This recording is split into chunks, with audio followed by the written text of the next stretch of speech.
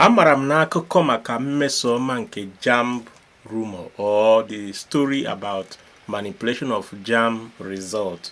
Ama m na ọ gachago, mana o nwere ụzọ ihe ịtọ nchọ ka m kwuo. O nwere ike ọ bụrụ na ị ga-amụta ihe na ya, so stay put. Let me put in these three important points. The first thing m chọrọ ikwu bụ anyị nwa bụ ndị parents, ma gị ma onye ọzọ ma mụnwa, ka anyị kpachapụ anya, because emechi ihe niile a sọsọ Mmesoma anụnwa bụ onye ma ife o mere. Maka iwọchi ya this story, ị ga-afụ na papa Mmesoma ka na-agọchitelu nwa ya nwanyị.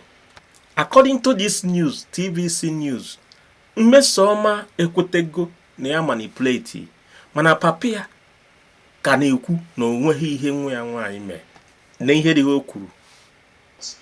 For more than 2 months now, from last week, JAMB came with another story. Before they didn't challenge the result of that. Then after 2 months, where they finished with what they have secretly, they are accusing my daughter that is involved in the result. Representative. So, nna ya mechara ma apology, si that na nwa ya gwara ya n'oge. But why na ị mara nwa gị ife a ọrụ nne na nna gbara n'oge a niile, anyị amaazị ụmụ anyị mụ. Mana ọ bụgodu na ị mahụ, ị kwesịrị ịma, kpọtuo nwa gị, kpọba ya n'ime ụlọ, gwa ya okwu ga-aba ya ntị.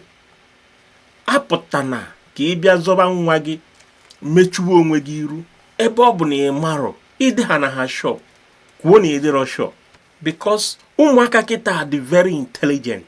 Nke a kịta dị iru very innocent. Ọ dị nnọọ iru ka onweghị ihe ọma, mana ọ mara akwụkwọ.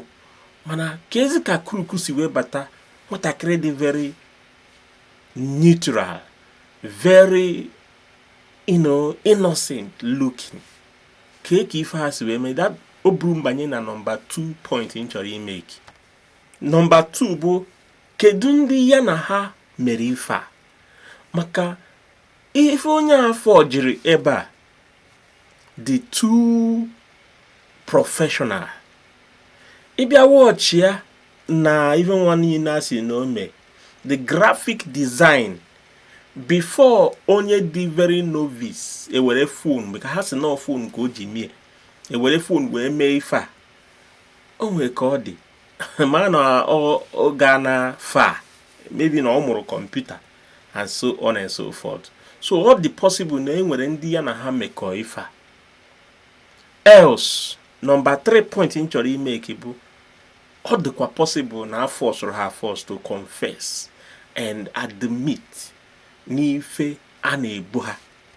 Because the moment you begin to mention DSS and all the security investigators and so on and so forth, o nwere ike prompt threat, o nwere ike nke nwaanyị ọ bụrụ na akọnago the family one side, even soro udo abatakwuo na ndị dị iche iche, ọtụtụ ndị mmadụ tiziri anya, ndị chọọchị tinye anya ka a mara isi ihe pụtara ihe a.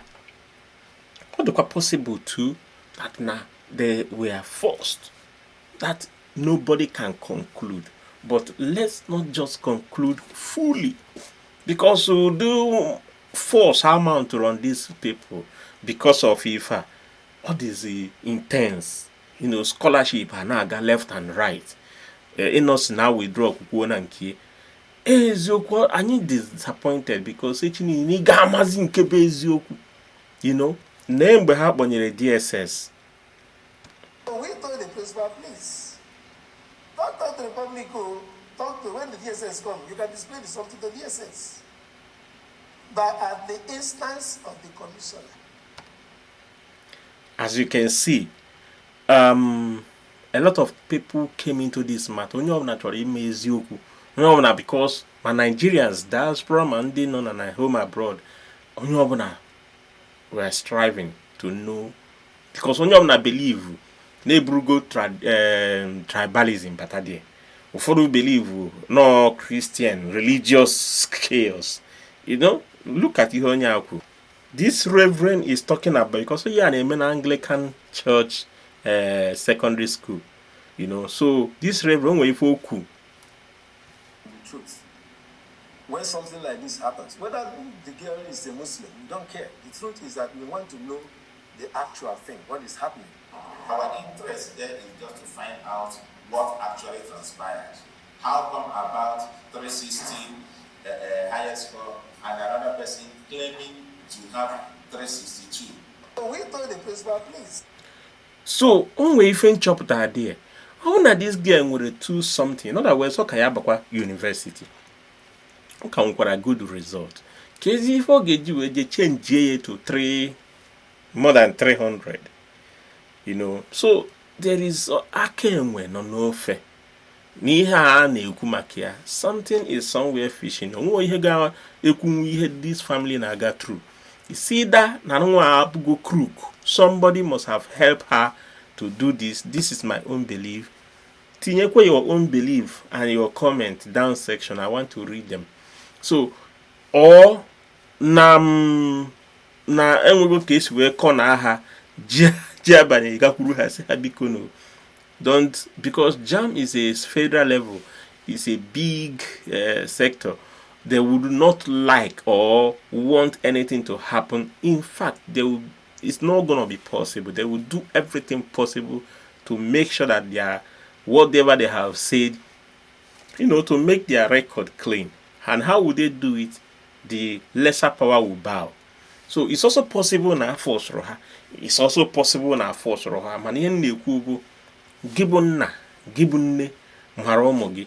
Ọ bụrụ na ị ma na ụmụ gị agbagotego na inwezi ike ịgọchiteru ha, ejeneje gọrọ ha, ejeneje disgrace onwe gị. Mụ nwa bụ Ekene agaghị disgrace onwe m. Amụrụ m ụmụ and ana m watch kwa ha. O nwere nke nwere ndị na-enwe high IQ. Ị mara nke ahụ ikwudebe n'ụzọ. Ọgwụ ka ọra m n'ọnụ ka ọ dị n'ụbọchị ọzọ. Na-atụnyere m like and share and comment. Bye.